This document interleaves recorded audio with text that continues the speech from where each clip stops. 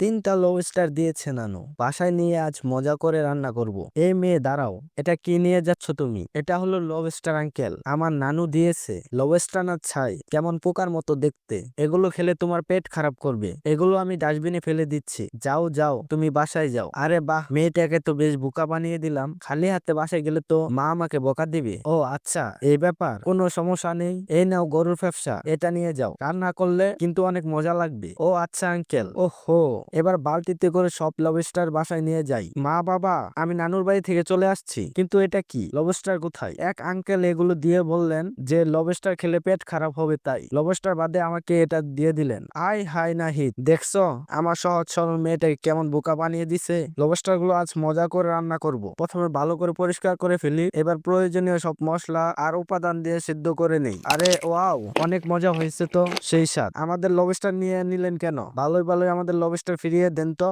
ওরে বাপরে, এই যে নিন আপনাদের লবস্টার, আর আমার ফ্যাপসা দিয়ে যান। দুষ্ট লোক কোথাকার, চল সোনিয়া বাড়ি যাই। হাই আল্লাহ, মজার লবস্টার। এই নাহিদ, লবস্টার তো সত্যি অনেক মজা।